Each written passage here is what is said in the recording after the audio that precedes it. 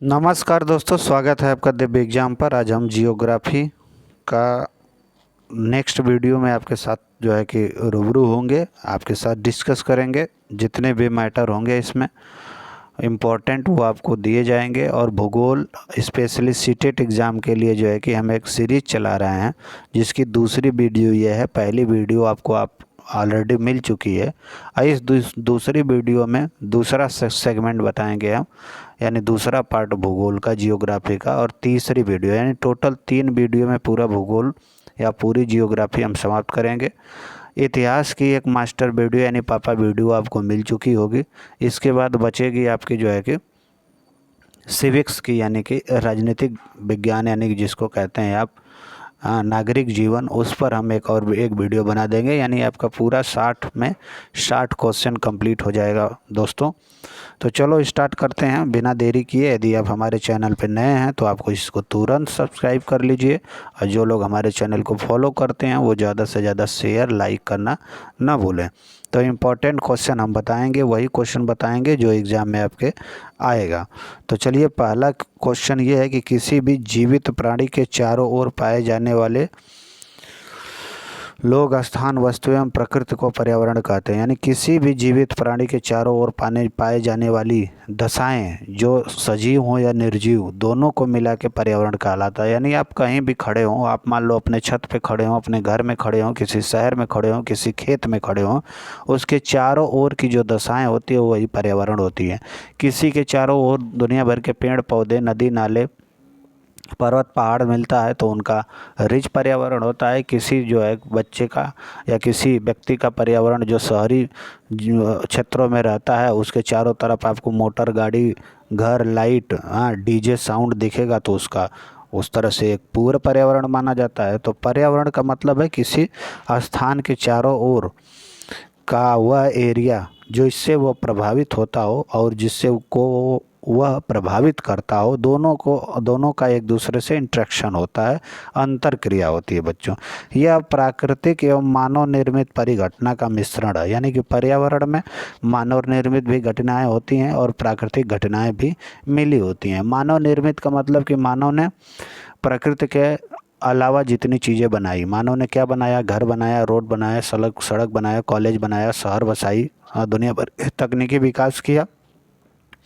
अब प्रकृति ने क्या दिया है? प्रकृति आपका खेत है, खलिहान है, वनस्पतियाँ हैं, पेड़ पौधे हैं, नदी हैं, पर्वत है, पहाड़ है, उनको दिया। तो इन दोनों का मिश्रण ही आपका पर्यावरण कहलाता है।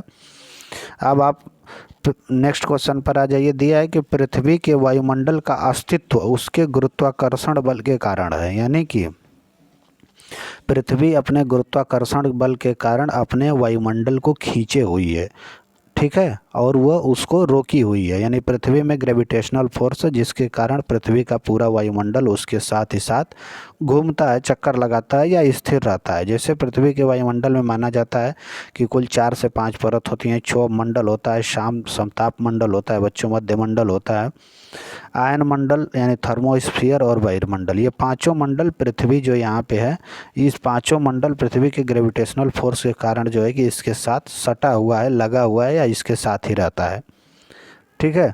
तो कह रहा है कि पृथ्वी के वायुमंडल का अस्तित्व तो उसके गुरुत्वाकर्षण बल के कारण है। वायुमंडल में जो परिवर्तन होने से क्या क्या होता है? तो मौसम और जलवायु में परिवर्तन होता है। साथ ही वायुमंडल से हमें जो है कि सूर्य की हानिकारक किरणों से बचने में भी सहायता मिलती है। यानी कि वायुमंडल में, आपका वायुमंडल आप जानते हो विभिन्न परतों में विभाजित है, जिसमें हम बात करेंगे ये क्षोभ मंडल है, समताप मंडल है बच्चों, मध्य मंडल है, आयन मंडल है, बहिर्मंडल है।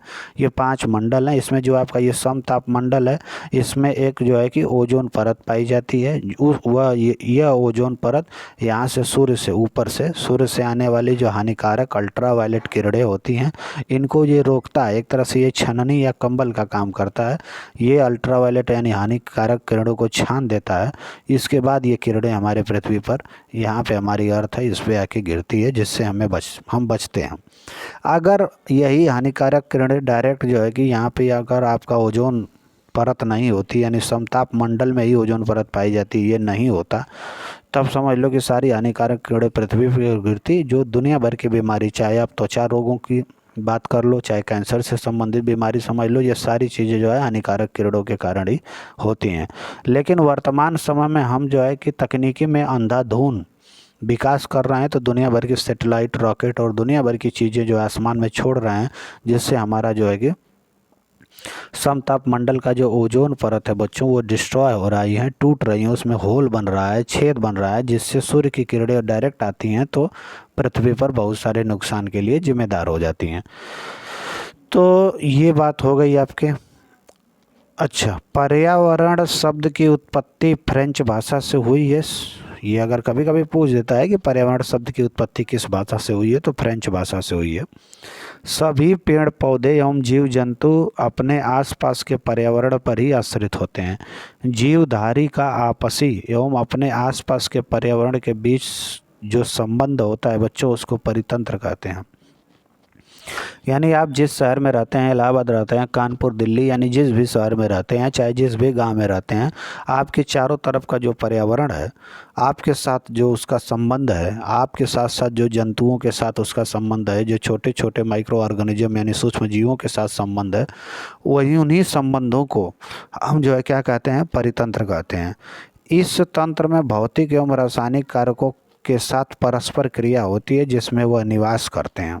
ठीक है, यह सभी ऊर्जा का पदार्थ में स्थानांतरण द्वारा भी संबंधित होता है। परितंत्र आप समझ लिए। इसके बाद हम आगे चलेंगे, इकोसिस्टम जिसको कहा जाता है। नेक्स्ट है कि पृथ्वी, देख लो बच्चों, नेक्स्ट है कि पृथ्वी का वह संकीर्ण क्षेत्र जहाँ स्थल, जल और वायु तीनों मंडल मिलते हैं, उसको जैव मंडल कहा जाता है। जैव मंडल एक जो है कि जैव विविधता के दृष्टि से बहुत रिच संपन्न क्षेत्र माना जाता है। मान लो सपोज दैट कि ये आपका तालाब है या ये कोई नदी है बच्चों, यहीं आपका जो है कि घर है या आपका खेत है, हाँ, इसके ऊपर से ये आपका वायुमंडल तो इस दोनों के ऊपर ही है, तो ये जल मंडल, ये स्थल मंडल, और इधर से ये चाहे इधर से चाहे इधर से चारों तरफ से वायुमंडल है। तीनों का जब मिलने का स्थान ये वाला होता है, इसी को जैव मंडल कहा जाता है। यहाँ बहुत रिच जो है कि प्रजातियाँ होती हैं, यानी कि दुनिया भर की चीज़ें, माइक्रो ऑर्गेनिज्म, छोटे छोटे सूक्ष्म जीव से लेके बड़े बड़े जीव तक पाए जाएंगे। ठीक है, वो सारे जो है कि इस क्षेत्र में मिलते हैं। यानी सबसे समृद्ध जिसको बोला जाता है क्षेत्र, वह जैव मंडल कहलाता है। जातियों की दृष्टि से समृद्ध माना जाता है। पृथ्वी की सतह की सबसे ऊपरी परत को परपटी कहते हैं। यह महाद्वीपों एवं महासागरों के नीचे भिन्न भिन्न होती हैं। यानी बच्चों, ये मान लो पृथ्वी है, इसके ऊपर वाली जो परत है इसको परपटी कहा जाता है। यह महाद्वीपों एवं महासागरों में भिन्न होती है। महाद्वीपों में ये थोड़ा मोटी होती है परपटी, और महासागरों में ये देखो, ये महासागर वाला पार्ट है, तो महासागरों में ये थोड़ा जो है कि पतली होती है। महाद्वीप के पास इनकी मोटाई 35 किलोमीटर तक होती है बच्चों, तथा समुद्र के सतह के नीचे ये 5 किलोमीटर तक पाई जाती है। यानी महाद्वीपों में जहाँ जहाँ महाद्वीप है वहाँ वहाँ भू परपटी यानी पृथ्वी की ऊपरी परपटी की मोटाई 35 किलोमीटर तक पाई जाती है। जबकि समुद्र जो है, उस समुद्र में आप यदि गोता लगाते हैं, जैसे पनडुब्बियाँ हैं, एकदम नीचे धरातल के पास चली जाती हैं, तो वहाँ से उसके नीचे की जो मोटाई नापी जाती है वो 5 किलोमीटर है। यानी कि आप वहाँ जो समुद्र का तल है, जो ज़मीन है जिसके ऊपर पानी भरा है, उस ज़मीन के नीचे आप 5 किलोमीटर जाएंगे तो आपको मेंटल पार्ट मिल जाएगा। वैसे भी पृथ्वी, आप जानते हैं, पृथ्वी की जो परत है, पृथ्वी की जो आंतरिक संरचना है, उसको 3 भाग में बांटा जाता है। ऊपर के पार्ट को भू परपटी यानी परपटी कहा जाता है, उसके नीचे मेंटल पाया जाता है, और सबसे नीचे कोर पाया जाता है। नेक्स्ट है बच्चों कि जब द्रवित मैग्मा ठंडा होकर ठोस हो जाता है तो ये आग्नेय शैल बनाता है। इसे प्राथमिक शैल भी कहते हैं, प्राथमिक शैल भी कहते हैं। आग्नेय शैल भी 2 प्रकार की होती हैं। यानी मैग्मा, मैं एक बात बताऊं बच्चों, जैसे ये आपकी पूरी पृथ्वी है, ये आपकी परपटी है, परपटी के नीचे ये वाला पार्ट मेंटल है। मेंटल पार्ट थोड़ा तापमान ज़्यादा होता है और थोड़ा जो है सेमी लिक्विड होता है, अर्ध तरल क्षेत्र होता है बच्चों। और यहाँ प्रेशर और टेम्परेचर बढ़ने के कारण इसमें से जो विस्फोट होता है, तो बहुत सारे जो है कि पिघलते हुए लावा पृथ्वी के ऊपर निकल आते हैं और ये ज्वालामुखी का निर्माण करते हैं। और यही ज्वालामुखी से निकलने वाले लावा जब ठंडा हो जाते हैं तो आग्नेय शैल का निर्माण करते हैं। ठीक है। अगर बच्चों यही लावा पृथ्वी के अंदर ही ठंडा हो जाए, कभी कभी होता क्या है कि जैसे मान लीजिए कि ये परपटी है ऊपर और नीचे जो है आपका मेंटल पार्ट है जो अर्ध तरल है, यानी पूरा तरल नहीं है। हाँ, एक में इतना ध्यान देना है कि इस परपटी से इसका घनत्व तो ज़्यादा होता है, ठीक है। तो यहाँ से विस्फोट हुआ और वो भू परपटी के ऊपर नहीं निकल पाई, इसके आसपास इधर कहीं जो है ठंडा हो गई। तो जब अंदर ही ठंडा हो जाता है कोई लावा तो वो मैग्मा कहलाता है। और जब वही लावा यानी आग का जो है पूरा गोला, सॉरी आग, लाल आग जो होती है वो अगर ऊपर चली जाती है तो इसको हम क्या कहते हैं, लावा कहते हैं। और यही जब अंदर जम जाता है, अंदर जमने से भी जो है चट्टानों की अलग संरचना बन जाती हैं, ठीक है। अलग अलग विभिन्न प्रकार के 3-4 प्रकार की बनती हैं, तो इनको मैग्मा कहते हैं हम, ठीक। नेक्स्ट है, तो हमने आपको बताया कि आग्नेय शैल बच्चों जो है कितने प्रकार की होती है, 2 प्रकार की होती है। पृथ्वी के कुल आयतन में सबसे अधिक हिस्सा जो है वो कोर परत का है, यानी कि हमने बताया कि एक ऊपर भू परपटी होती है, परपटी नीचे वाले पार्ट को जो है कि मेंटल कहते हैं, सबसे नीचे जो है कि पृथ्वी की आंतरिक संरचना में कोर आता है। तो कोर जो है सबसे अधिक हिस्सा है, उसका 83% हिस्सा है पृथ्वी के कुल भाग का। अब बात करेंगे कि जब द्रवित लावा, यहाँ लव नहीं बच्चों, यहाँ लावा लिखा है, पृथ्वी के सतह पर आकर तेजी से ठंडा हो जाता है तो इसे बहिर्भेदी आग्नेय शैल कहते हैं, यानी बाहर की तरफ आ गई। तथा जब यह अंदर गहराई में ही ठंडा होकर जम जाता है तो इसे अंतर्वेदी यानी अंतर्वेदी आग्नेय शैलों का निर्माण होता है। तो आग्नेय शैल 2 प्रकार की, एक बहिर्वेदी आग्नेय शैल और एक अंतर्वेदी आग्नेय शैल। अंतर्वेदी आग्नेय शैल में द्रवित मैग्मा धीरे धीरे ठंडा होता है, इसलिए इनके कण जो है बड़े दानों के रूप में होते हैं, कण थोड़ा बड़ा होता है। वहीं बहिर्वेदी जो आग्नेय शैल होता है उससे बेसाल्ट की चट्टानें बनती हैं और ये तुरंत ठंडा हो जाता है। जब बाहर की तरफ निकल आया तो तुरंत ठंडा हो जाता है, जो समुद्रों की सतह पर भी पाई जाती है, ठीक है। जैसे बच्चों हम आपको एक एग्जांपल के थ्रू बता दें, थोड़ा सा एक मैप बना के, कि जैसे मान लीजिए कि ये पूरा जो है कि आपका भू परपटी है, लेकिन ये स्थल भाग है, ये आपका क्या कौन सा भाग है, स्थल भाग है। और ये आपका जो है कि ये भी जो है भू परपटी का भाग है, लेकिन ये आपका जल भाग है, यानी ये समुद्र का भाग है। तो यहाँ पर हमने बताया कि इसकी मोटाई जो होगी ये 5 किलोमीटर तक होती है, इसकी जो मोटाई जो है कि ये देखो बच्चों, ये स्थल वाले भाग की ये 35 किलोमीटर होती है, ठीक। तो यहाँ अच्छा, इसके बाद ये पूरा भाग आपका क्या हमने बताया, मेंटल भाग बताया, जो अर्ध तरल रूप में है, मेंटल भाग। अब मेंटल भाग से यहाँ विस्फोट होगा तब तो यहाँ तो बहुत सारा ऊपर निकल आया लावा, ठीक है। या तो यहाँ बीच में ही जो ठंडा हो गया तो वो मैग्मा ही कहलाया।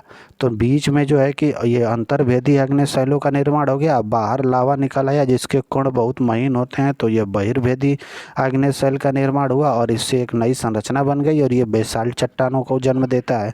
वहीं जल वाले पार्ट में, ये समुद्र वाले पार्ट में बच्चों, समुद्र वाले पार्ट में अगर यहाँ विस्फोट हुआ और वो पानी के अंदर यहाँ पानी में निकल आया ये लावा, और लावा निकलने के बाद बच्चों यहाँ जब ठंडा हो गया तो ये पूरा परत जो है बेसाल्ट की चट्टान हो गई।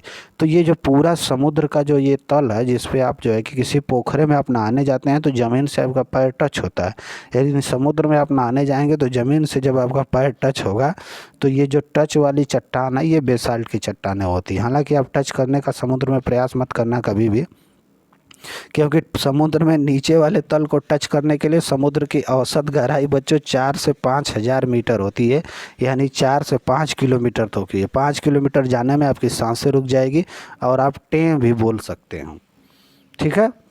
नेक्स्ट, तो टें नहीं बोलना है, ये मनुष्य है, ये ऐसा जीवन है बच्चों, यहाँ आप ज़्यादा से ज़्यादा ज्ञान प्राप्त करिए, मानव के विकास में मदद करिए। हाँ, सकारात्मक विकास पर बल दीजिए, सतत विकास जिसको कहा जाता है। सतत विकास का अर्थ बच्चों बता दूं, अपने जो इस समय वर्तमान में जो संसाधन हैं पृथ्वी माता द्वारा दिए हुए, इन संसाधनों को ऐसा यूज करना है कि आपकी आने वाली पीढ़ी भी उसको यूज कर सके।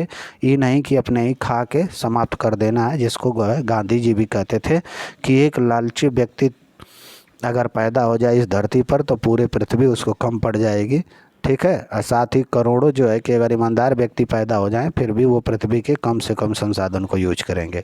का एक और कहानी है कि जब द्रवित लावा पृथ्वी के अंदर तेजी से ठंडा हो जाता है, तो ये तो हमने बता दिया आपको। अच्छा, नेक्स्ट क्वेश्चन क्या बन सकता है कि विभिन्न प्रकार की शैलें जो है लुढ़क कर, चटक कर तथा एक दूसरे से टकरा कर छोटे छोटे टुकड़ों में टूट जाती हैं। इन छोटे छोटे कणों को अवसाद कहते हैं या अवसादी चट्टान बनती हैं। अच्छा, ये जलवाहक कारकों द्वारा भी जो है निक्षेपित होता है। निक्षेपित का मतलब एक स्थान से दूसरे स्थान पर जाकर, तथा दबकर शैल की परत भी बनाते हैं। ये एक बात हो गई। उच्च ताप एवं दाब के कारण जो आग्नेय शैल हैं वो अवसादी शैल और कायांतरिक शैलों में भी परिवर्तित हो जाते हैं। यानी प्राथमिक शैल के रूप में आपको आग्नेय शैल को ही जानना है। यही प्राथमिक शैल है। आग्नेय शैल से रूपांतरण से अवसादी शैल बनी है। अवसादियों के रूपांतरण से रूपांतरित या कायांतरिक शैल बनी है। कभी कभी आग्नेय शैल डायरेक्ट कायांतरिक शैल में भी परिवर्तित हो जाते हैं। उच्च ताप एवं दाब के कारण आग्नेय शैल, अवसादी शैल और कायांतरिक दोनों में परिवर्तित हो जाते हैं। कायांतरिक शैलों के उदाहरण में हम बात कर ले बच्चों, चिकनी मिट्टी, स्लेट में। आगे हम देखते हैं इसमें, यहाँ जैसे उदाहरण के लिए चिकनी मिट्टी स्लेट में एवं चूना पत्थर संगमरमर में परिवर्तित हो जाता है। जो चिकनी मिट्टी है अवसादी शैल है, ये किस में परिवर्तित हो जाता है? स्लेट में। तब कहेंगे कि इस अवसादी चट्टान का परिवर्तन किस में हो गया? कायांतरिक में या रूपांतरिक चट्टान में। यदि चूना पत्थर बच्चों रूपांतरित होके, इसमें लाखों साल लगते हैं, एक दो दिन में भी परिवर्तन नहीं देखा जाता है। तो चूना पत्थर यदि लाखों साल बाद संगमरमर में परिवर्तित हो जाए तो हम कहेंगे कि इस अवसादी चट्टान का परिवर्तन किस में हो गया? कायांतरिक चट्टान में। नेक्स्ट पॉइंट क्या है कि पृथ्वी का स्थलमंडल अनेक प्लेटों में विभाजित है। ये बात आप सभी को पता होनी चाहिए, ठीक है। जैसे मान लो बच्चों ये पूरा पृथ्वी है, पृथ्वी के ऊपर ये अनेक प्लेटों में विभाजित आपकी ये भूपर्पटी है। प्लेटों में विभाजित है तो नीचे इसके आप जानते हैं कि मेंटल पार्ट है जो अर्ध तरल हमने बताया। तो ये प्लेटें जो है कि अर्ध तरल पार्ट के ऊपर तैर रही हैं। तैरने के कारण प्लेटें एक दूसरे से टकराती हैं, जिसको हम प्लेट टेक्टोनिक विधि में पढ़ते हैं कि प्लेट टेक्टोनिक यानी प्लेटों के टकराने के कारण ही दुनिया में जितने भी बलित पर्वत हैं, पठार हैं, पहाड़ हैं, उनका जो है कि निर्माण हुआ है। यानी कि संरचनात्मक दृष्टि से जो है कि प्लेट टेक्टोनिक थ्योरी का बहुत इंपॉर्टेंट रोल है। तो ये कहा जा रहा है कि पृथ्वी के स्थलमंडल अनेक प्लेटों में विभाजित है बच्चों, और यह प्लेट हमेशा धीमी गति से चारों ओर घूमती रहती है। पृथ्वी के अंदर जो पिघला हुआ मैग्मा है वृत्तीय रूप से भी जो है घूमता रहता है। अच्छा, पृथ्वी के आंतरिक भाग में घटित होने वाले अंतर्जातीय बल, बाल नहीं बच्चों, बल कभी कभी आकस्मिक गति उत्पन्न करते हैं, जिससे भूकंप, ज्वालामुखी और भूस्खलन जैसी घटनाएं होती हैं। जो पृथ्वी के अंदर होने वाले जो है कि घटनाएं हैं, जिसके कारण ज्वालामुखी विस्फोट होता है, और उन्हीं के कारण जो है कि ऊपर, क्योंकि पृथ्वी प्लेटों में विभाजित है तो प्लेट गति करते हैं, क्योंकि नीचे से मेंटल वाले पार्ट से जो है कि जो ताप दाब और टेम्परेचर के कारण जो बल क्रिएट होता है, जिसके कारण जो है कि ज्वालामुखी उद्गार होता है, उसके कारण भूकंप इत्यादि भी आते रहते हैं। इसीलिए आप देखोगे कि दुनिया में जितना भी प्लेट है, प्लेटों के किनारे ज़्यादातर भूकंप आते हैं। प्लेटें जैसे हम पूरे वर्ल्ड का मैप बनाएंगे बच्चों ना, तो मान लो कि ये नॉर्थ अमेरिका आपका हो गया, ये आपका जो है पूरा साउथ अमेरिका हो गया, हाँ, ये आपका पूरा यूरोप हमने बना दिया बच्चों, ये आपका जो है कि अफ्रीका महाद्वीप बना दिया, और ये आपका इंडिया बना दिया।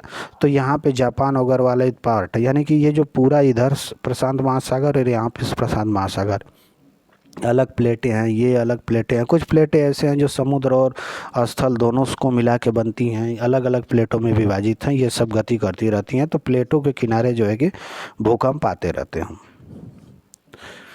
नेक्स्ट की बात करेंगे तो भूकंप के, अच्छा हाँ, भूकंप के अंतर्गत भूपर्पटी के नीचे वह स्थान जहाँ कंपन आरंभ होता है उसको उद्गम केंद्र कहलाता है, और उद्गम केंद्र के भूसतह पर उसके निकटतम स्थान को अधिकेंद्र कहते हैं, ठीक है। उसके निकटतम स्थान को क्या कहते हैं? अधिकेंद्र कहते हैं। नदियाँ जब मैदानी भागों में प्रवेश करती हैं तो मोड़दार मार्ग बनाती हैं, जिनसे जो है कि विसर्प कहा जाता है। जिनको क्या कहा जाता है? विसर्प कहा जाता है। नीचे आप देख सकते हो, नदियाँ जब मैदानी भागों में पहुंचती हैं तो विसर्प के बारे में हम बताएंगे, अभी आप इसको आगे पढ़िए। फिर अच्छा, नदी द्वारा चापाकार झील का निर्माण जो है कि मैदानी भागों में होता है, ठीक है। इसे गोखुर छाड़न झील भी कहते हैं। नेक्स्ट पेज पर हम आ जाइए। नदियाँ समुद्र तट के मुहाने पर पहुंचकर नदियाँ समुद्र तट के मुहाने पर पहुंचकर बहुत सारे अवसादों को जमा कर देती हैं। बहुत सारे अवसादों को जमा कर देती है, जिसे डेल्टा कहा जाता है। समुद्री तरंगों द्वारा स्थलाकृतियों पर काट के बनाई गई आकृति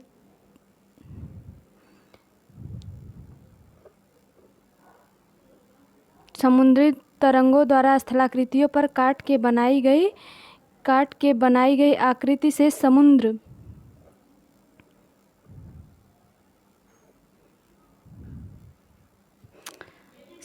गुफा, तटीय मेहराब, स्टॉक और समुद्र भृगु का निर्माण होता है। समुद्री तरंगे किनारों पर अवसाद जमा कर समुद्री पुलिन का निर्माण करती हैं। रेगिस्तान में पवने जो है रेत को एक स्थान से दूसरे स्थान में इकट्ठा करके एक पहाड़ी जैसा जो है कि टीला बना देते हैं, जिसे बालू का टिब्बा भी कहते हैं। ठीक है, थोड़ा कष्ट के लिए खेद है दोस्तों, अभी जो है कि एक इम्पोर्टेंट जो है कि समस्या के कारण हमने बीच में छोड़ा था। चलिए आगे स्टार्ट करते हैं, कंटिन्यू करते हैं। अच्छा, यहाँ पे हमने बताया था कि यहाँ पे आप आ जाइए जल्दी से। हाँ, यहाँ से था कि नदियाँ जब मैदानी भागों में प्रवेश करती हैं तो मोड़दार मार्ग बनाती हैं, जिन्हें भी सर्प कहते हैं। जैसे मान लो ना बच्चों कि ये आपका हो गया mountain area, in mountain area से ये नदियाँ निकल रही हैं। निकलने के बाद ये मैदानी भागों में आती हैं तो ये जो है कि मोड़दार मार्ग बनाती है और ये सांप के आकार के चलती हैं। इसी सांप के आकार को विसर्प कहा जाता है। और नदी द्वारा चापाकार झील का निर्माण किया जाता है। कैसे? जैसे मान लो कि ये माउंटेन हमने बना दिया, यहाँ से नदी निकली, ये विसर्प बनाते हुई गई। चापाकार झील का मतलब कभी कभी जब इस नदी में पानी ज़्यादा हो जाएगा तो ये सीधे जब बहेगी तो ये वाला जो झील बन जाएगा। अब ये मार्ग ये सीधा बना लेगी तो यहाँ से ये कट हो जाएगा। ये कट हो जाने के बाद ये जो झील ऐसी झील बन जाती है, चाँप के आकार की झील, इसको गोखुर झील भी कहते हैं हम। ठीक है, नदियाँ समुद्र तट के मुहाने पे पहुंचकर बहुत सारे अवसादों को जमा करती है, जिससे डेल्टा बनता है। आप जानते हैं कि सुंदरबन का डेल्टा बच्चों दुनिया का सबसे बड़ा डेल्टा है, जो गंगा ब्रह्मपुत्र नदियों द्वारा बनाया गया है। समुद्री तरंगों द्वारा स्थलाकृतियों को काट कर बनाई गई आकृति से समुद्र गुफा, तटीय मेहराब और समुद्र भृगु का भी निर्माण होता है। अच्छा, एक बात और मैं आपको क्लियर कर दूं बच्चों कि जितने भी यूट्यूब पे आपको मैटर मिल रहा है, उस मैटर्स को आप इस बात को ज़रूर उसको आप चेक करिए, उसका आप जो है कि क्रिटिकल एनालिसिस करिए। क्रिटिकल एनालिसिस इसलिए करना है क्योंकि अब उतने आसान क्वेश्चन आने वाले हैं नहीं एग्ज़ाम में, जितना आसान आपको बताया जा रहा है। यहाँ हमारे चैनल पे हम आपको एक विशेषता बता दें कि एक एक पॉइंट जो एनसीईआरटी बुक है, एनसीईआरटी बुक के एक एक पॉइंट को निकाला गया है। उसमें से जो क्वेश्चन बन सकते हैं, आयोग द्वारा बनाया जा सकता है, सीटेट द्वारा, वो सारे क्वेश्चन इसमें इंक्लूड किए जाएंगे। अच्छा, ये ध्यान देना है, तो वो मैटर पढ़ना है। हालांकि कुछ आसान, इजी और मज़ेदार चटपटे मैटर पढ़ के एग्ज़ाम देने का क्या मतलब है, जब एग्ज़ाम में वो क्वेश्चन पूछेगा ही नहीं और आप फेल कर जाएंगे। तो पास होना है तो दिव्य एग्ज़ाम पर ही आना है, इस बात को ध्यान देना है। यहाँ पे शांति ढंग से आपको एक एक मैटर सिलेबस के अकॉर्डिंग उसको एक्सप्लेन किया जाता है।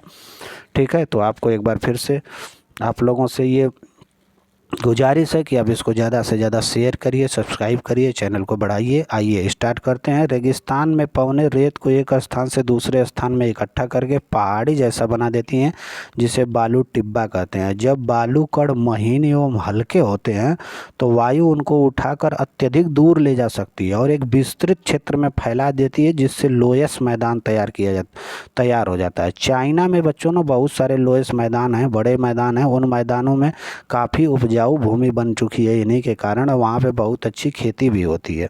तो लोएस्ट मैदान वहाँ है दुनिया में। अच्छा, नेक्स्ट क्या है पॉइंट कि वायुमंडल में सबसे अधिक नाइट्रोजन गैस पाई जाती है। अच्छा, नाइट्रोजन गैस बहुत इंपॉर्टेंट है हमारे लिए। ठीक है, नाइट्रोजन गैस पाई जाती है। जो आप चिप्स के पैकेट खाते हैं उसमें नाइट्रोजन गैस भरी जाती है, ताकि जो अंदर का चिप्स है वो क्या किया जाए, ज़्यादा जो है कि मुलायम ना हो जाए, वो कड़ा बना रहे, इसके लिए नाइट्रोजन गैस भरी जाती है। अगर ऑक्सीजन हो जाती या कोई और गैस हो जाती तो उसको नरम कर देती है। और ये नाइट्रोजन गैस पौधों के वृद्धि के लिए इम्पॉर्टेंट है। इन्हें नाइट्रोजन गैस को कुछ ऐसे जीवाणु हैं जिसको राइजोबियम कहा जाता है, आप पढ़े होंगे बच्चों ईवीएस में, कि वो जो है कि नाइट्रोजन गैस से ही नाइट्रिक एक उपजाऊ तत्व बनाते हैं, यानी नाइट्रिक बोला जाता है उसको, नाइट्रेट पर। हाँ, इसी नाइट्रोजन गैस को जो है वो ऑब्जर्व करके नाइट्रेट बनाते हैं। उस नाइट्रेट को वो पौधे को देते हैं, जिससे पौधा बहुत तेज़ी से बढ़ता है और पौधा उस राइजोबियम दोस्त के लिए क्या करता है कि अपने जड़ों में रहने का स्थान देता है, जिससे वो भी खा पी के मस्त रहते हैं। ठीक है, तो सहजीविकता का संबंध उनके अंदर पाया जाता है। तो वायुमंडल में सबसे अधिक नाइट्रोजन गैस पाई जाती है। आप जानते हैं 78% नाइट्रोजन गैस पाई जाती है। और जब हम सांस लेते हैं ना, तो ऑक्सीजन के साथ साथ फेफड़े में नाइट्रोजन भी ले जाते हैं। लेकिन इस नाइट्रोजन को क्या करते हैं हम, इस नाइट्रोजन को कुछ ले लेते हैं, फिर उसको वापस कर देते हैं। इसी नाइट्रोजन को कुछ पौधे जड़ों में रहने वाले देखो जीवाणु वायु से लेकर इनका स्वरूप बदल देते हैं और पौधों को पोषक तत्व मिल जाता है। ये हम आपको बात समझा चुके हैं। वायुमंडल में 78% नाइट्रोजन है बच्चों, 21% जो है आपका क्या है, ऑक्सीजन गैस है, और 0.93% आर्गन गैस है, 0.03% कार्बन डाइऑक्साइड है। ये संतुलित मात्रा है इसकी। अगर इससे ज़्यादा अगर कार्बन डाइऑक्साइड आपके वायुमंडल में बढ़ेगी तो फिर आपके लिए प्रॉब्लम होगी। और वायुमंडल में कार्बन डाइऑक्साइड की मात्रा बढ़ने से होता क्या है, मैं आपको मोटा एक एग्जांपल के तौर पे दिखा दूं। जैसे बच्चों मान लो ये अर्थ है, अर्थ के ये आपका अर्थ है, और अर्थ के एटमॉस्फेयर में, ये एटमॉस्फेयर है, पूरी परतें हमने बताया, क्षोभ मंडल, सप्तम मंडल, मध्य मंडल, आयन मंडल, बहिर्मंडल। और इसमें क्या है, क्षोभ मंडल में खूब ज़्यादा जो है कि कार्बन डाइऑक्साइड की मात्रा बढ़ गई। कार्बन डाइऑक्साइड की मात्रा बढ़ने से जो सूर्य के प्रकाश से आने वाली किरणें हैं, यानी सूर्य के प्रकाश से जो रेडिएशन आ रही है, ऊर्जा आ रही है, उस ऊर्जा को पृथ्वी से टकरा के फिर वापस जाना होता है। वापस जाने के दौरान अगर पृथ्वी के वायुमंडल में कार्बन डाइऑक्साइड की मात्रा ज़्यादा रहेगी, तो ये कण जो होंगे कार्बन डाइऑक्साइड के, इस प्रकाश को यानी इस ऊष्मा को अपने अंदर ऑब्जर्व कर लेंगे। ऑब्जर्व करने से इनके कणों में कंपन होता है, जैसे आप केमिस्ट्री पढ़े होंगे, तो कंपन के कारण ये पूरे एटमॉस्फेयर को गर्म कर देते हैं। इतना ज़्यादा गर्म कर देंगे कि पृथ्वी पर ही आपका हिमालय जैसा जो है कि बर्फीला पर्वतमाला है, यानी बहुत से ऐसे पर्वतमाला हैं अपने पृथ्वी पर बच्चों, जिसमें जो है बर्फ़ें जमी हुई हैं, ग्लेशियर जमे हुए। वो ग्लेशियर पिघल के आएंगे तो समुद्री लेवल को, उनके पानी के स्तर को बढ़ा देंगे, जिससे समुद्र के तट के बहुत सारे देश हैं जो क्या हो जाएंगे, डूब जाएंगे।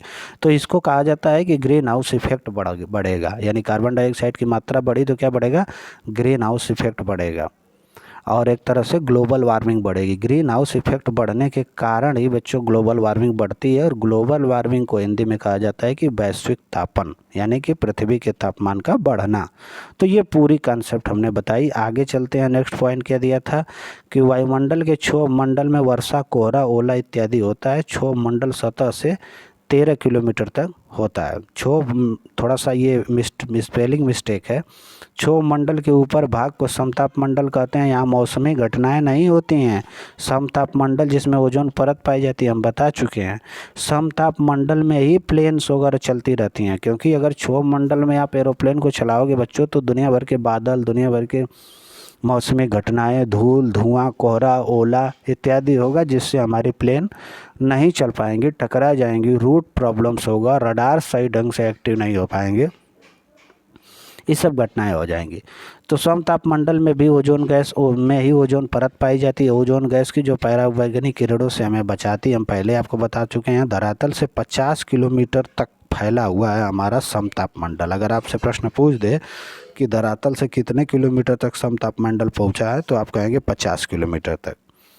नेक्स्ट बात कर लेते हैं। अंतरिक्ष से आने वाले उल्कापिंड मध्यमंडल के परत में प्रवेश करते ही जलने लगते हैं, तथा मध्यमंडल समताप मंडल के ठीक ऊपर होता है, और यह 80 किलोमीटर की ऊंचाई तक होता है। 80 किलोमीटर की ऊंचाई तक आपका जो है कि मध्यमंडल है, जो समताप मंडल के ठीक ऊपर होता है। कभी कभी जो है कि रात में जब हम खुले आसमान के नीचे सोते हैं, तो किसी तारा को टूटते हुए, जलते हुए, फिर मरते हुए देखते हैं। ठीक है, तो मरते हुए देखते हैं, तो वही उल्कापिंड होते हैं जो जैसे ही मध्यमंडल में प्रवेश करते हैं, उन्नत मध्यमंडल में जो है ना कि वायुमंडल की सघनता धीरे धीरे बढ़ने लगती है, वायुमंडल सघन होता जाता है। जैसे जैसे आप जो है कि बच्चों पृथ्वी के धरातल की तरफ आओगे वैसे वैसे वायुमंडल सघन होता जाएगा। सबसे ज़्यादा वायुमंडल की सघनता यानी गैसों की या धूल कण या आप तमाम तरह की जो है कि पार्टिकल्स वो सबसे ज़्यादा क्षोभ मंडल में मिलते हैं, तो जलने लगते हैं 80 किलोमीटर तक की ऊंचाई पे वो हमको दिखते हैं। आयन मंडल का काम क्या है? आयन अर्थात विद्युत आवेशित कणों की यहाँ प्रधानता होती है। यहाँ रेडियो तरंगों को पृथ्वी जो है कि क्या करती है, पृथ्वी पर ये परावर्तित करने का भी काम करते हैं, जिससे आपकी संचार व्यवस्था बनी रहती है। जैसे ये मान लीजिए आपकी अर्थ हो गई, यहाँ आपका क्षोभ मंडल हो गया, यहाँ आपका समताप मंडल हो गया, यहाँ आपका मध्य मंडल, आयन मंडल, फिर बहिर्मंडल।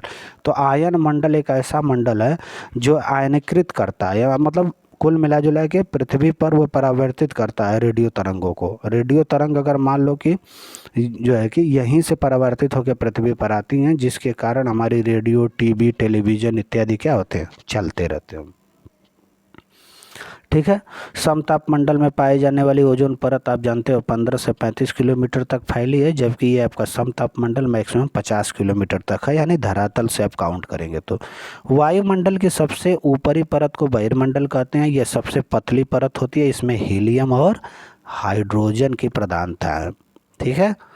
सूरज से आने वाली वह ऊर्जा जिसे पृथ्वी सोख लेती है या रोक लेती है उसे आपतन यानी कि सूर्यताप कहते हैं, तथा सूर्यताप पृथ्वी पर हर जगह समान नहीं होता है। भूमध्य रेखा से ध्रुवों की तरफ यह सूर्यताप की मात्रा घटता रहता है। यानी कि ये मान लो आपकी पृथ्वी है, अगर सूर्य कंडीशन मकर रेखा पे चमक रहा है, ये विषुवत है, ये कर्क है बच्चों, तो सूर्यताप की मात्रा सबसे ज़्यादा ये मकर रेखा पे पड़ेगी। 21 जून के समय सूर्य जब कर्क रेखा पर चमकने लगेगा तो सूर्यताप की सबसे ज़्यादा मात्रा कर्क रेखा के समीपवर्ती देशों में देखने को मिलेगी और वहाँ का टेम्परेचर हाई रहेगा। तो इतना बात ध्यान रखना है कि पृथ्वी पर हर जगह तापमान समान नहीं होता है। हाँ, वो सूर्य की स्थिति पर निर्भर करता है। पृथ्वी की सतह बच्चों वायु द्वारा लगाया गया दाब वायु दाब का। अच्छा, पृथ्वी की सतह पर आप जैसे पैदल किसी रास्ते पे जा रहे हैं तो आपके सर के ऊपर भी वायु दाब वायुमंडलीय दाब लगता है। वायुमंडल का एक दाब है, एक प्रेशर है, वही वायु दाब कहलाता है। अच्छा, समुद्र स्तर पर वायु दाब सर्वाधिक होता है। समुद्र के स्थल मतलब उसके जो है कि तल पर क्या बोलते हैं, उसके जो है कि ना जो वाटर का पानी का तल होता है उस पर वायुदाब जो है कि सर्वाधिक होता है। और ऊंचाई, अगर आप जैसे जैसे ऊंचाई पर जाएंगे वायुदाब की मात्रा आप घटती जाएगी, क्योंकि वायुदाब सबसे ज़्यादा आपको जो है कि समुद्र के तल पर मिलेगा। और जैसे जैसे समुद्र का तल जानते हो, हमने बताया कि समुद्र का तल ये है, हमारा कॉन्टिनेंट ये है, इतनी ऊंचाई का अंतर है। तो यहाँ पे आप रहेंगे तो आप तो नीचे हैं, ये भूपर्पटी वाला जो स्थल मंडल है इससे आप नीचे ही हैं। यहाँ पानी मान लो यहाँ पर है, पानी थोड़ा सा नीचे होता है, यहाँ पे आप खड़े हो तो यहाँ वायुदाब का मात्रा आपके सर पे वायुदाब का प्रेशर ज़्यादा लगेगा। और जैसे जैसे आप ऊपर होते जाओगे वायुदाब की मात्रा कम हो जाएगी, क्योंकि सघनता कम हो जाती है, भार कम लगने लगता है। और आदमी बहिर्मंडल निकल जाएगा तो वायुदाब की मात्रा नगण्य हो जाएगी, वायु रहेगा ही नहीं तो दाब कहाँ से लगाएगा। और तापमान के प्रभाव के कारण ही बच्चों ज़्यादा तापमान वाले क्षेत्रों में क्या होता है कि वायु गर्म होकर ऊपर उठती है, तो यहाँ पे निम्न दाब का क्षेत्र बन जाता है। निम्न दाब का क्षेत्र तभी बनेगा जब आपके क्षेत्र में ज़्यादा टेम्परेचर हो जाए, सूर्य का ज़्यादा प्रकाश आ जाए, वहाँ पे जो है कि ज़्यादा गर्मी हो जाए और सूर्य हवाएँ गर्म होकर ऊपर जाने लगें, तो आपका पूरा क्षेत्र जो है कि हवा वहाँ पर समाप्त हो जाएगी, कम वायुदाब का क्षेत्र बन जाएगा। और आप एक से समझ लेना बच्चों कि कम वायुदाब का क्षेत्र जहाँ बन जाता है वहाँ पर उच्च वायुदाब के क्षेत्रों से हवाएं दौड़ती हुई चली जाती हैं। तो आप अपने छत पे खड़े रहेंगे, मान लो आपके यहाँ धूप है, ये आपका छत है, धूप है, ये हमारा छत है, यहाँ पे धूप नहीं है। तो धूप के कारण यहाँ पे क्या हुआ कि सारी हवाएं गर्म होकर ऊपर चली गई और आपका जो है कि पूरा खाली क्षेत्र बन गया। हमारे यहाँ धूप नहीं है तो हमारे यहाँ उच्च वायुदाब है, आपके यहाँ निम्न वायुदाब है, तो हवाएं उच्च वायुदाब से निम्न वायुदाब की तरफ चलती हैं। तो आप यहाँ पे छत पे पतंग उड़ा रहे होंगे तो कहेंगे कि बहुत तेज़ी से इधर से हवा आ रही है, और जिधर से हवा आती है उसी दिशा को, अगर पूरब से आ रही है तो कह रहे हैं कि पूर्वा चल रहा है, पश्चिम से आएगी तो कहेंगे पछुआ चल रहा है, उत्तर से आएगी तो आप कहेंगे उत्तरी बह रही है। ठीक है। ये एक बात और बता दूं कि जिससे उच्च दाब का क्षेत्र बना रहता है, उच्च दाब के कारण आकाश जो है हमेशा साफ होगा बच्चों, क्योंकि निम्न वायुदाब के कारण जो है कि हवाएं जो है आप ऊपर जाएंगी, बादल का निर्माण करती हैं, इत्यादि कार्यक्रम बढ़ने लगता है, इसलिए वहाँ पे आकाश साफ नहीं होता है। तो उच्च वायु दाब वाले क्षेत्रों में आकाश साफ होता है। वायु हमेशा बच्चों उच्च दाब से निम्न दाब की ओर गति करती है, जिससे क्या कहते हैं, पवन कहते हैं। जैसे ही आपको हवा लगी आप कहें कि पवन स्टार्ट हो गई, हवा बहने लगी। अस्थाई जो पवनें होती हैं, स्थानीय पवनें वर्ष भर लगातार निश्चित दिशा में ही चलती हैं। जैसे व्यापारिक पवन, पछुआ पवन, पूर्वा पवन, ये सब स्थानीय पवनें हैं या अस्थाई पवनें हैं। अस्थाई पवनों का यह स्वभाव होता है कि वर्ष भर वो निश्चित दिशा से ही चलती हैं। हाँ, अस्थाई पवन किसी छोटे क्षेत्र और स्थानीय पवन की क्या विशेषता है, ये तो अस्थाई हो गया। तो स्थानीय पवन किसी छोटे क्षेत्र में वर्ष के किसी विशेष समय चलती है। जैसे लू उसको क्या कहेंगे, स्थानीय पवन है। लू केवल इंडिया में ही हमारे ही स्थान पर चलती है, इसलिए उसको स्थानीय पवन हमने कह दिया। अस्थाई पवन जो पूरे वर्ष भर कंटिन्यू चलती है, वो जैसे व्यापारिक पवन एक अस्थाई पवन है। पछुआ पवन, पूर्वा पवन, ये सब अस्थाई पवन हैं। और लू जैसे है वो तो केवल गर्मी के दिनों में स्थानीय पवन है, हमारे देश में ही चलती है। जिस प्रक्रम से जल लगातार अपने स्वरूप को बदलता रहता है और महासागर, वायुमंडल एवं धरती के बीच चक्कर लगाता रहता है, उसे जल कहते हैं। इसमें क्या क्या शामिल होता है? जल चक्र का मतलब है, आप जानते हैं कि जैसे ही सूर्य की धूप लगी, तापमान तापमान बढ़ने लगा, हवाएं ऊपर की तरफ गई, बादल बनी, बादल के बाद फिर बारिश हुआ, बारिश के बाद फिर वो पानी धरातल पे आ गया। तो ये जो चक्र है इसको जल चक्र कहते हैं हम। ठीक है। जल चक्र में वाष्पीकरण पहले होता है, फिर बादल बनता है, संघनन होता है, फिर वर्षण होता है। सागरीय जल की लवणता का सर्वाधिक योगदान क्या है?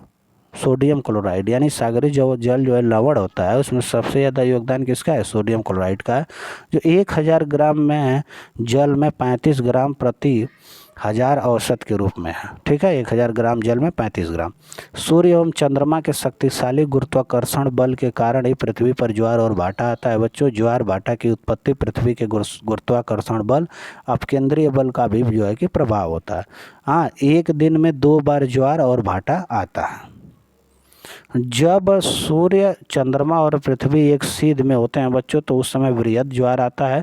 यह काम कब होता है? पूर्णिमा या अमावस्या के दिन होगा। जैसे मान लो कि ये आपकी अर्थ है, ये आपका मून है बच्चों, ये आपका सन है, ये तीनों एक सीध में हो गए। अब सन की रोशनी या प्रकाश कहाँ पड़ेगा? मून पे पड़ेगा। अब मून इससे क्या होगा? चमकेगा पूरा फुल्ली। लेकिन अर्थ पे जो है इस सन का प्रकाश नहीं पड़ पा रहा है, क्योंकि सारा प्रकाश मून ढक ले रहा है। तो इसके कारण अर्थ पे अंधेरा रहेगा और मून आपको चमकता हुआ दिखा देगा। तो इसमें कहेंगे कि पूर्णिमा की रात है, मून खूब चमक रहा है, यहाँ से आपको दिखेगा। ठीक है। तो ये जब एक सीध में होंगे तो बृहद ज्वार आएगा, क्योंकि सन और मून दोनों मिल के अपने गुरुत्वाकर्षण शक्ति के कारण खींचेंगे। इधर पृथ्वी के पास भी गुरुत्वाकर्षण शक्ति है, लेकिन ये 2 भाई मिल गए हैं, इसलिए ज़्यादा खींच रहे हैं, तो बृहद ज्वार आता है। और यही कंडीशन अगर हम पलट दें बच्चों, यहाँ पे हम मून लिख दें, यहाँ पे हम अर्थ लिख दें और यहाँ पे हम सन लिख दें, ये कंडीशन हो जाए, तो सन की सारी रोशनी जो है अर्थ पे पड़ेगी तो अर्थ चमकती रहेगी, अर्थ पे दिन रहेगा। हाँ, और मून पे नहीं पड़ेगी तो मून पे बिल्कुल अंधेरा रहेगा। यदि ठीक सामने यदि अर्थ के रहे मून, तो इसलिए कहेंगे कि ये समय अमावस्या का है। अमावस्या का मतलब कि मून एकदम काला काला दिख ही नहीं रहा है, पूरी काली अंधेरी रात है। तो पूर्णिमा और अमावस्या के दिन जो है कि बृहद ज्वार आते हैं। ठीक।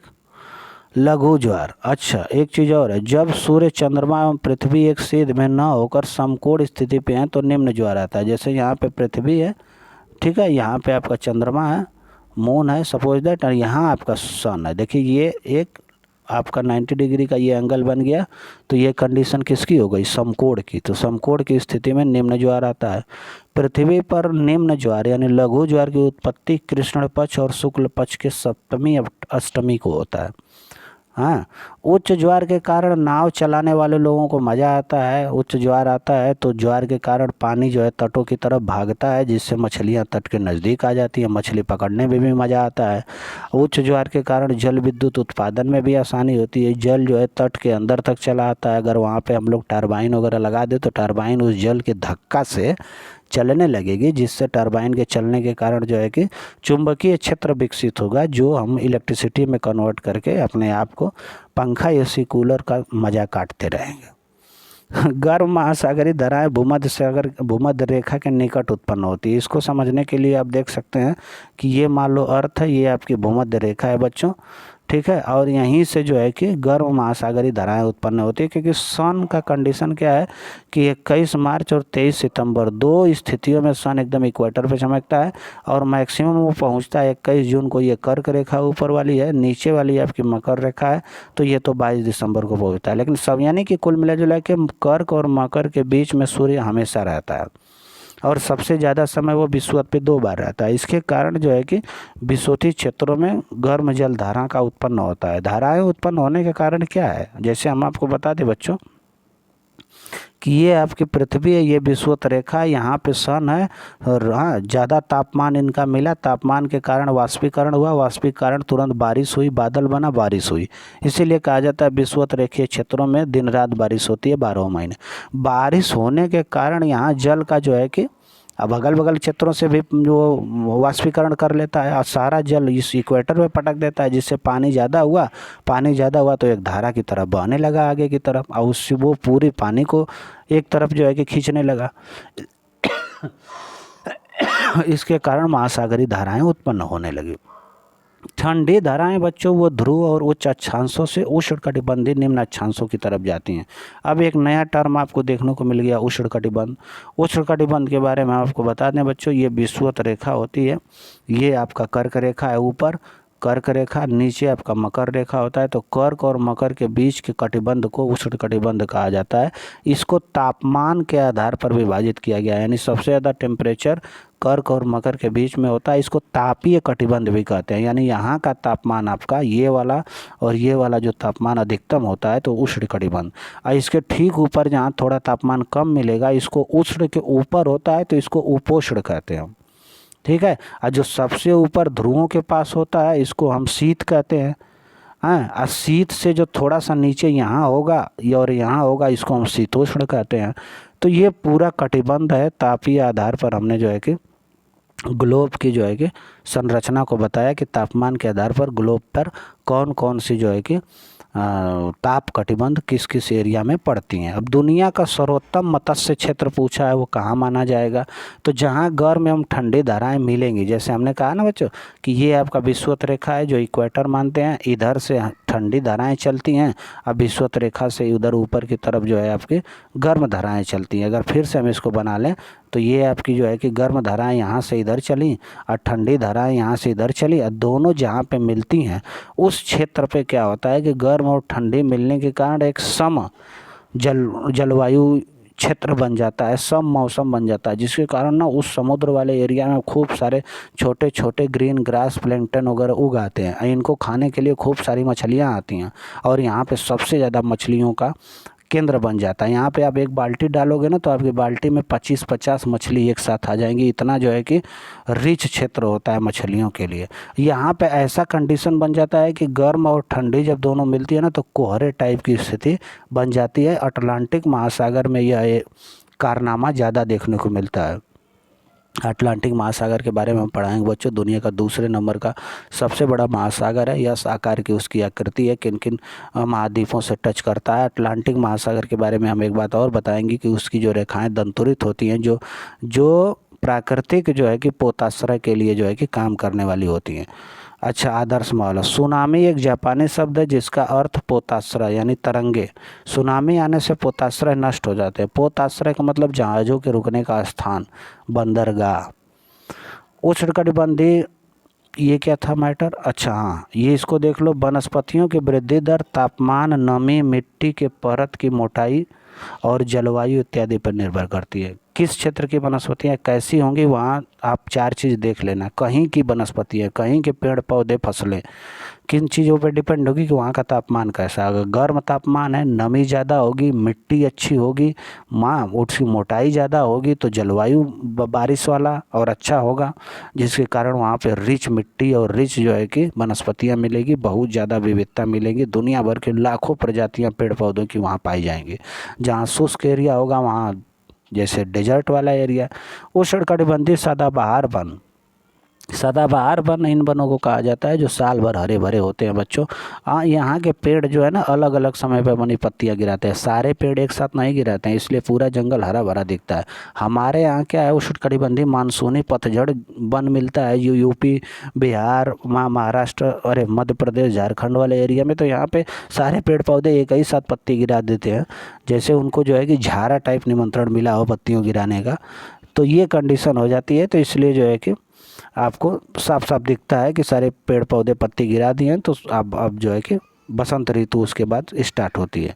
लेकिन सदाबहार वन में ऐसा नहीं होगा। भूमध्य रेखा में उष्णकटिबंधीय क्षेत्र में पाए जाते हैं सदाबहार वन।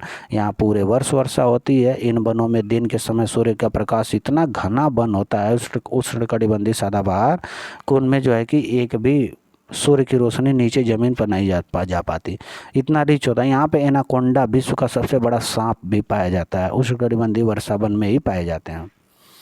उष्णकटिबंधीय सदाबहार वन को पृथ्वी का फेफड़ा कहते हैं। क्यों कहते हैं आप जानते हैं? ज़्यादा जंगल है, ज़्यादा प्रजातियाँ हैं, खूब ज़्यादा जंगलों की प्रजातियाँ हैं, खूब सारे पेड़ हैं।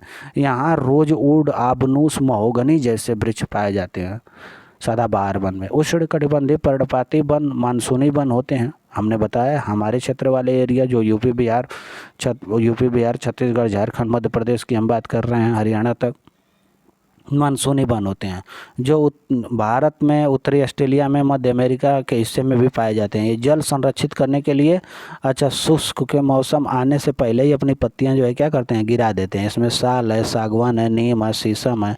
एक है शीतोष्ण सदाबहार वन जो दक्षिण पूर्व अमेरिका, दक्षिण चीन, पूर्वी ब्राज़ील में पाए जाते हैं। ये वन मध्य अक्षांश के तटीय प्रदेशों में मिलते हैं बच्चों। ये सामान्यतः महाद्वीप के पूर्वी किनारे पे आपको मिलेंगे। इन वनों में दृढ़ यानी कि दृढ़ एवं मुलायम दोनों पेड़ पाए जाएंगे, जिसमें ओक है, चीड़ है, यूकेलिप्टस है।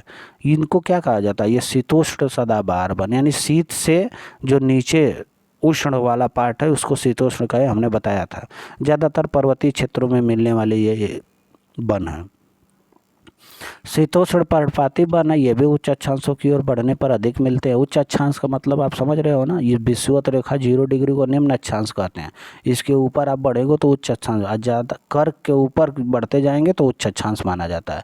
यह उत्तर पूर्वी अमेरिका, पश्चिमी यूरोप इत्यादि भागों में पाए जाते हैं। इस प्रकार के वन अपनी पत्तियाँ शुष्क के मौसम में भी शीतोष्ण पर्णपाती हैं, ध्यान देना, इसलिए गिरा देते हैं। यह चीन, चिली, न्यूजीलैंड में भी पाए जाते हैं। ओक, एस, बीच इत्यादि इनके पेड़ हैं। प्रेजेंट और मोनाल जैसे पक्षी भी इन एरिया में पाए जाते हैं। विश्व का में फल का बगीचा जो है भूमध्य सागरीय वन को कहा जाता है। एक बात ध्यान देना, भूमध्य रेखा और भूमध्य सागर में बहुत बड़ा अंतर है बच्चों।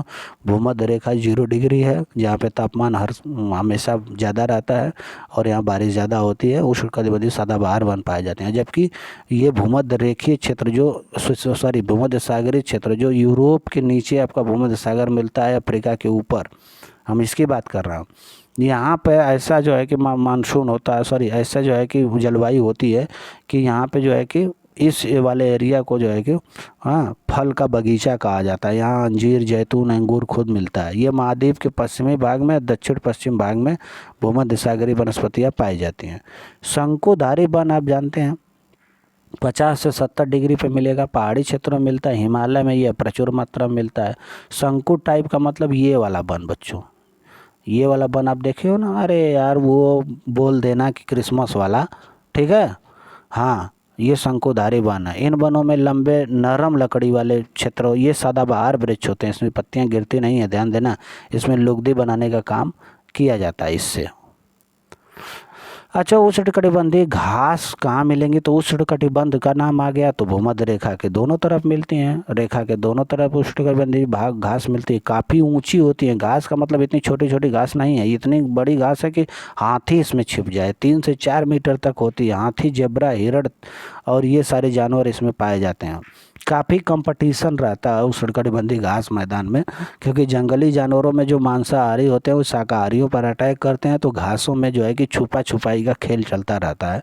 शीतोष्ण घास स्थल जो है वो मध्य अक्षांशीय क्षेत्र में मिलेगा। महाद्वीपों के भीतरी भाग में मिलेंगी। छोटी और पौष्टिक घास होती हैं। जंगली भैंस, बायसन, एंटीलोप पाए जाते हैं।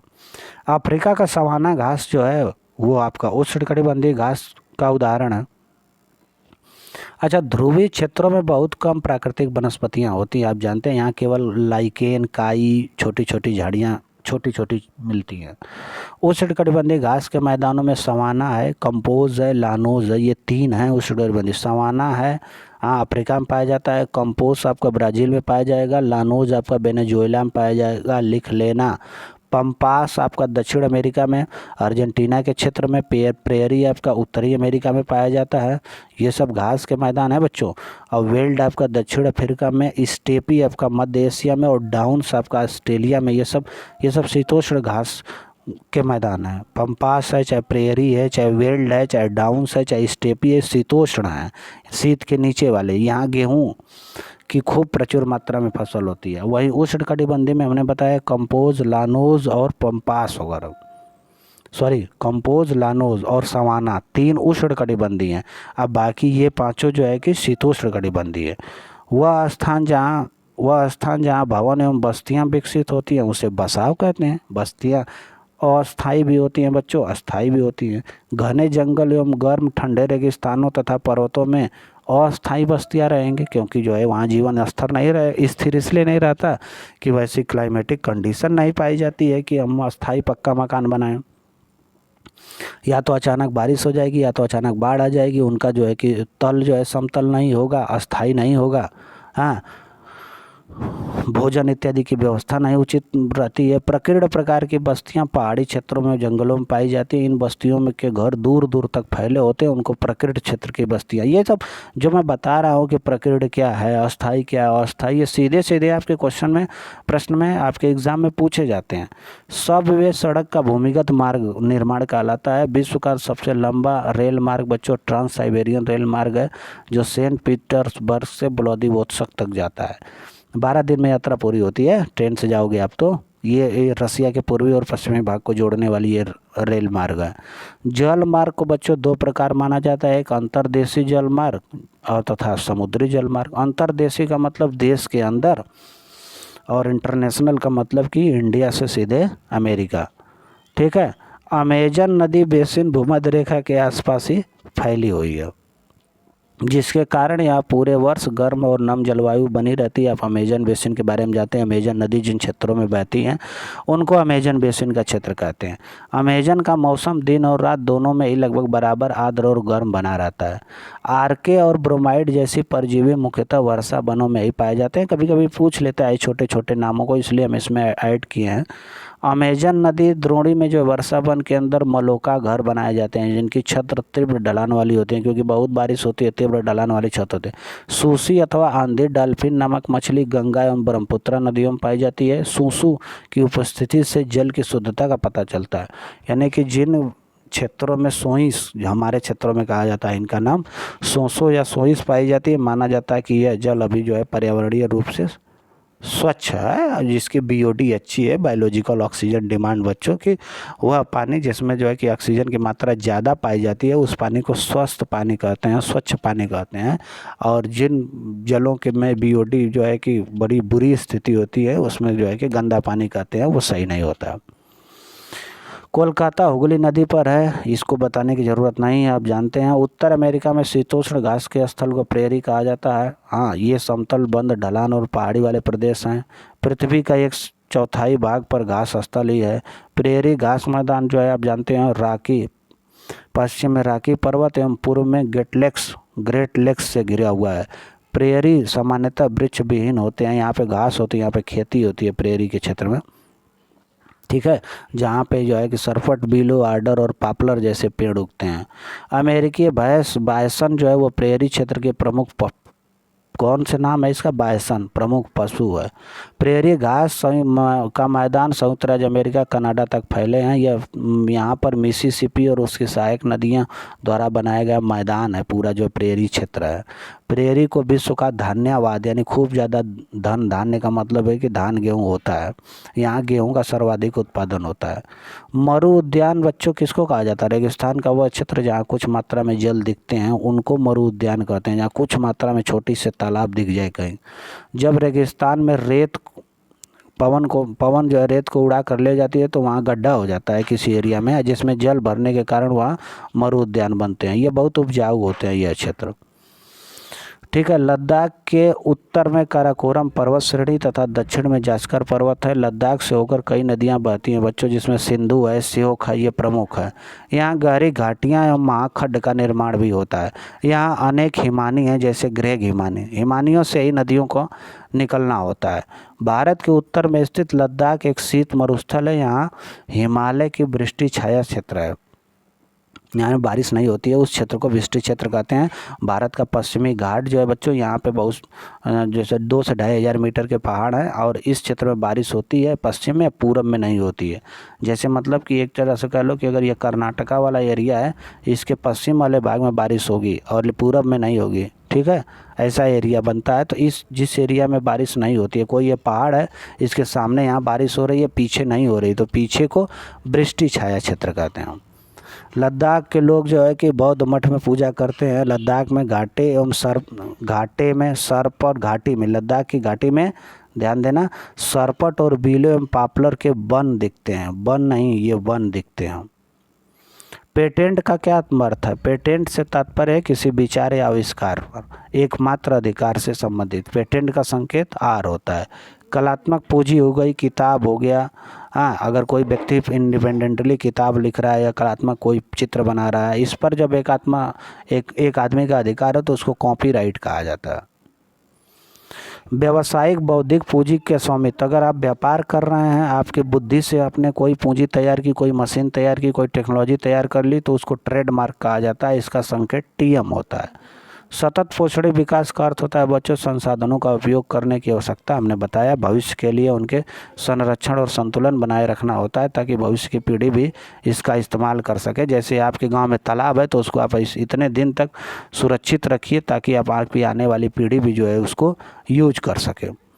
ठीक है। वे संसाधन जिनकी मात्रा ज्ञात होती है उन्हें वास्तविक संसाधन कहते हैं, और जिनकी मात्रा पूर्ण ज्ञात नहीं है उन्हें संभाव्य संसाधन कहते हैं। संभाव्य संसाधनों में लद्दाख में पाए जाने वाला यूरेनियम भी है, यानी अभी यूरेनियम की खुदाई नहीं हुई है, इसलिए उनको संभाव्य संसाधन कहते हैं। वे संसाधन जिनकी खुदाई हो चुकी है, कोयला है, पेट्रोल है, डीजल है, इसको हम वास्तविक संसाधन कहेंगे। अजैव संसाधन में क्या होता है? जिसमें अजैव मतलब जिसमें जीवन नहीं है, मृदा है, चट्टान है, खनिज है, ये सब अजैव हैं। ठीक है। अजैव संसाधन जिसमें जीवन होता है, जैसे वनस्पतियां हैं, पेड़ पौधे हैं, दुनिया भर के हैं, ये सब जैव संसाधन है। मृदा अपक्षय की प्रक्रिया के माध्यम से ही बनती है। अपक्षय होता है, टूट टूट के किसी पत्थर है बड़ा, ये इसका अपक्षय हुआ, 4 टुकड़ों में हो गया, फिर अपक्षय हुआ 20 टुकड़ों में हो गया। ऐसे अपक्षय होते होते धूल मिट्टी कण, एक आध छोटा प्लांट उग गया, वो इसमें मरने लगा, इसकी वजह से ये पूरी मिट्टी तैयार होती है। हाँ, लाखों साल में मिट्टी तैयार होती है बच्चों। अच्छा, वनस्पति, प्राणी, सूक्ष्मजीव ह्यूमस का निर्माण दर जो प्रभावित करते हैं। ह्यूमस निर्माण दर को जलवायु, तापमान और वर्षा अपक्षय भी प्रभावित करते हैं। पहाड़ी के तीव्र ढालों पर मृदा अपरदन को रोकने के लिए वेदिका फार्म कृषि की जाती है। ठीक है। पहाड़ी के तीव्र ढालों पर मृदा अपरदन को रोकने के लिए वेदिका फार्म उपयुक्त है। साथ ही पहाड़ी के तीव्र ढालों पर समुच्च रेखीय जुताई भी की जाती है, जिससे मृदा आवरण को बचाया जा सके। अगर ये पहाड़ है बच्चों तो इसकी जुताई ऐसे ऐसे होगी, ये इस टाइप की होती है, जिसको हम क्षैतिज कहते हैं। ऊर्ध्वाधर ऊपर नीचे नहीं होगी, ताकि यहाँ से पानी आए तो नीचे सरक जाने, ऐसे होती है ऐसे। इसलिए ये पहाड़ है आपका, ये आपका पहाड़ है तो ये है आपका समोच्च रेखी, ऐसे जुताई होती है ताकि पानी यहाँ चले, यहाँ फंसे, यहाँ रुके, यानी कि मिट्टी बहा के न ले जाए। ठीक है। अच्छा, मृदा आवरण को बचाने के लिए तटीय और शुष्क प्रदेशों में वृक्षों को लगाया जाता है, यानी कि वृक्ष लगा दिए तो वहाँ की मिट्टी वहाँ से जो है रक्षक मेखला का कार्य करते हैं, बात वहाँ से उड़ के दूसरे क्षेत्र में नहीं जाती हैं। गिद्धों के लिप्त होने का सबसे बड़ा कारण आप जानते हैं, डाइक्लोफिनेक एक एस्पिरिन नामक पीड़क नाशक, यानी कि पेन किलर दवा है। यह दवा गिद्धों की किडनी को ख़राब कर देती थी। किसी भैंस को आप पेन किलर दिए, वो मर गई, उसको आके गिद्ध खा लिया, तो वही पेन किलर डाइक्लोफिनेक एस्पिरिन उसके बॉडी में चली गई और इसके बॉडी में जाते ही गिद्धों की किडनी खराब हो गई, जिससे वो मर जाते थे। वैश्विक नेटवर्क द्वारा जुड़े हुए कुछ रक्षित क्षेत्र एक श्रृंखला में जिसे संरक्षण और विकास के बीच संबंध को बताता है, उसे जैव मंडल या बायोस्फीयर रिजर्व भी कहते हैं। ठीक है। तो ये हुआ। इसके बाद तीसरी जो वीडियो आएगी जियोग्राफी, उसमें हम कंप्लीट आपको जो है कि जियोग्राफी आपका कंप्लीट करा देंगे, जो आपके सीटेट एग्ज़ाम के लिए मोस्ट रेलेवेंट है बच्चों। बहुत बहुत धन्यवाद। इस चैनल, इस सेशन को आप ज़्यादा से ज़्यादा शेयर करिए, सब्सक्राइब करिए, लोगों तक पहुँचाइए और इस रेलेवेंट मैटर का लाभ उठा के आप सिलेक्शन लीजिए। Thank you.